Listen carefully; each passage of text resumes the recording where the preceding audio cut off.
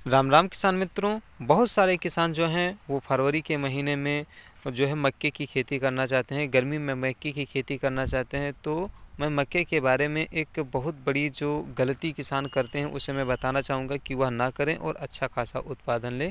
और जो कि हमारे यहाँ मक्का का क्षेत्र काफ़ी बड़ा है, जो अगस्त वाली आती है, जुलाई में है, तो उस समय तो काफ़ी ज़्यादा मक्का होता ही है।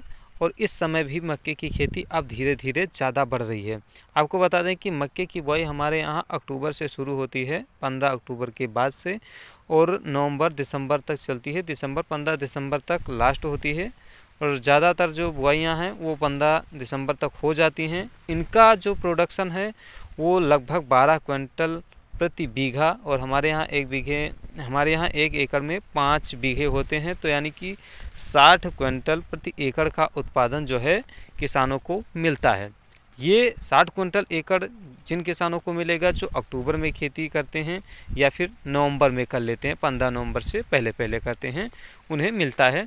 उसके बाद जो दिसंबर में 15 दिसंबर तक करते हैं उन्हें 10 यानी कि लगभग 50 क्विंटल एकड़ का उत्पादन मिलता है। लेकिन जो जनवरी या फरवरी में कर रहे हैं उनके लिए एक सख्त हिदायत मैं देना चाहता हूँ कि बहुत सारे किसान आते हैं और हमारे यहाँ पूछते हैं कि लगभग उन्हें बीज चाहिए 400-500 रुपये किलो वाला, जो कि अक्टूबर में लगाएंगे तो ही उन्हें फ़ायदेमंद होगा, और नवंबर में लगाते हैं तो उन्हें ज़्यादा फ़ायदा होगा। ऐसे में अगर आप जनवरी फरवरी में खेती करना चाह रहे हैं मक्के की, तो आप लंबी ड्यूरेशन वाली मक्के पर मत जाइए।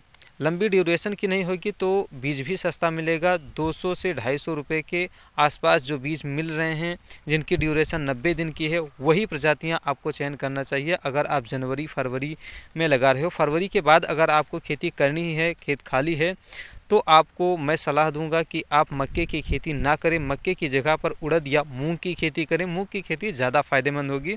मूंग की खेती पर हम वीडियो लेकर के आएंगे, और पिछली भी वीडियो हमारी पड़ी हुई है, तो उसे जा करके, और ये कंप्लीट वीडियो है, उसे जा करके आप देख सकते हैं। डिस्क्रिप्शन में मैं लिंक दे दूंगा।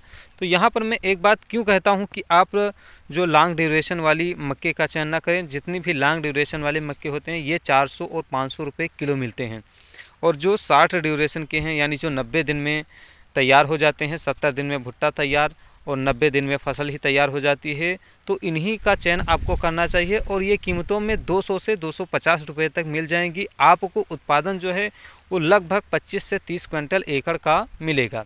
और आप अगर इस समय में फरवरी में लगाते भी हैं, 400-500 रुपये किलो वाली लॉन्ग ड्यूरेशन वाली हो जाएंगी, तो आपको कोई अच्छा प्रोडक्शन देखने के लिए नहीं मिलेगा। उसका कारण एक है, क्योंकि कोई भी मक्का आप खरीदिए, चाहे लॉन्ग ड्यूरेशन की है, महंगी है, जो 500 रुपये किलो या 400 रुपये किलो है, उसे आप खरीदिए, या 200-250 रुपये किलो वाली खरीदिए।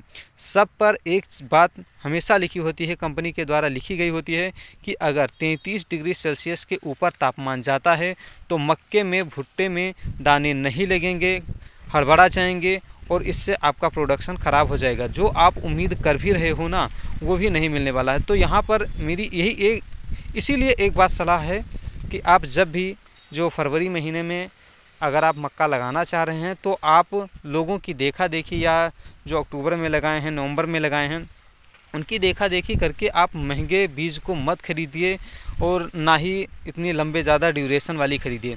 क्योंकि आप जानते हैं कि अभी 4 महीने बाद कितना ज़्यादा टेम्परेचर हाई होने वाला है, और जो लॉन्ग ड्यूरेशन की होंगी तो उनमें दिक्कतें काफ़ी ज़्यादा आएंगी। पिछली बार कुछ लोगों ने, हमारे यहाँ कुछ किसानों ने जो है महंगी मक्का लगाई भी थी, जो लगाई थी लगभग फरवरी के अंत में, और उन्हें कोई उत्पादन नहीं देखने के लिए मिला था।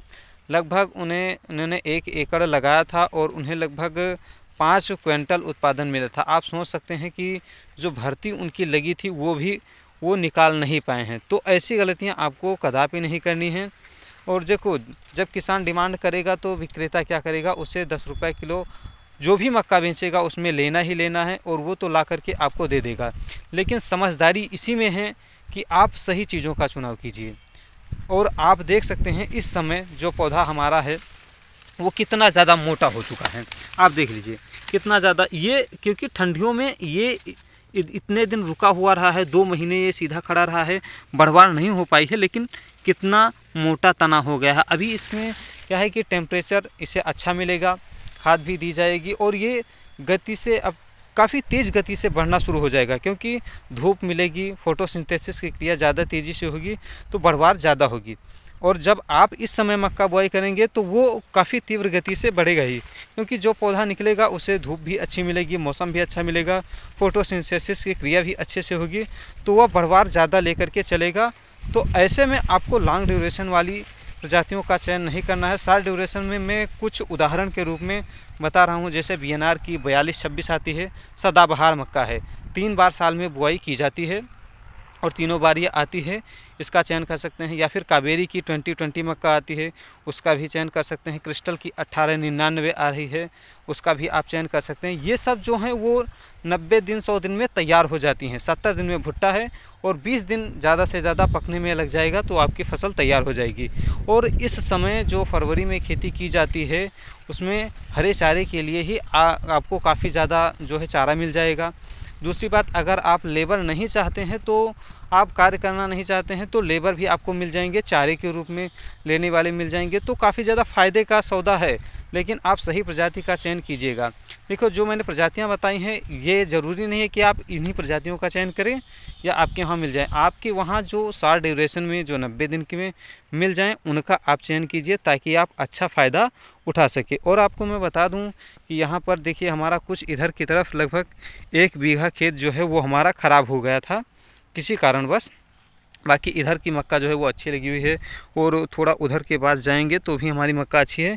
बीच में थोड़ा ख़राब हो गई थी मक्का, बीच में भी 1-2 लाइनें बची हुई हैं जो अच्छी हैं। और हमने यहाँ पर देखो, इस साल जो हमने बुआई की थी उसका हमारा सीधा सा लक्ष्य था कि जो हमारी बजरी है, गेहूं के मामा है, मंडूसी है, उसे हमें ख़त्म करना था। और हमने यहाँ पर जो है श्री राम कंपनी की सतीर दवा का भी स्प्रे कर दिया है और काफ़ी अच्छा रिज़ल्ट हमें देखने के लिए मिल रहा है। तो ज़्यादा जो लंबी हो गई थी हमारी जो ये है मक्का, हमारी ज़्यादा बड़ी हो गई थी, उसके बीच में हम छिड़काव कार्य भी नहीं कर पाए क्योंकि पत्तियों से नीचे जा ही नहीं रही थी। तो हो सकता है अगली बार इसमें हम क्या है कि सरसों लगाने की कोशिश करेंगे।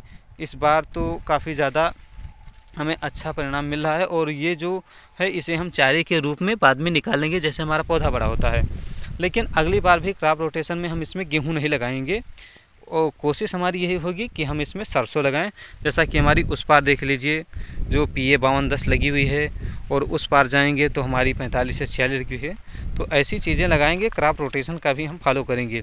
लेकिन आपको जो जानकारी दी है मैंने, अगर आप मक्का की खेती करना चाहते हैं तो शॉर्ट ड्यूरेशन वाली ही मक्के की प्रजातियों का चयन कीजिएगा। तो मिलते हैं हम आपको अगली वीडियो में और जानकारी के साथ, जो लाएगी आपकी खेतों में हरियाली, देगी आपको खुशहाली। जय जवान जय किसान।